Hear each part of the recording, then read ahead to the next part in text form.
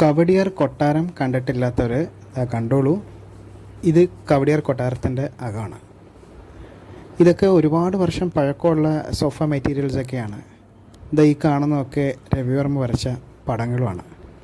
ഇതൊക്കെ ഞാൻ ടി വിയിലോ ഒക്കെ കണ്ടിട്ടുള്ളതല്ലാതെ നേരിട്ടൊന്ന് കാണുന്നത് കുറച്ച് നാളുകൾക്ക് മുമ്പാണ്.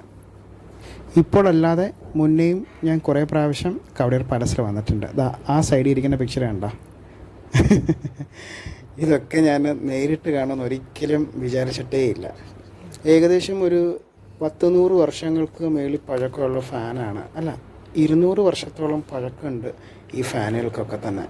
സീലിങ്, കതക്, കട്ടള, ജനാല, അതുപോലെ തന്നെ ഫ്ലോറിങ് മെറ്റീരിയൽസിന് ഉപയോഗിച്ചിരിക്കുന്ന ടൈല്, എന്തിനു പറയുന്നു, ഈ താഴെ കിടക്കുന്ന മാറ്റ് പോലും ഏകദേശം 200 വർഷത്തോളം പഴക്കമുണ്ട്.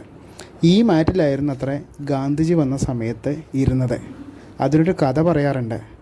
ഗാന്ധിജിക്ക് കസേര കൊടുത്തിട്ട് അന്നുണ്ടായിരുന്ന റീജൻ്റ് റാണിയും ജൂനിയർ റാണിയും കൂടെ നിലത്തിരുന്നത്രേ. ആ സമയത്ത് ഗാന്ധിജി ചോദിച്ചു, നിങ്ങൾ എന്തിനാണ് എന്നെ അന്യനെ പോലെ പെരുമാറുന്നത്? അപ്പോൾ അവർക്ക് കാര്യം മനസ്സിലായില്ല.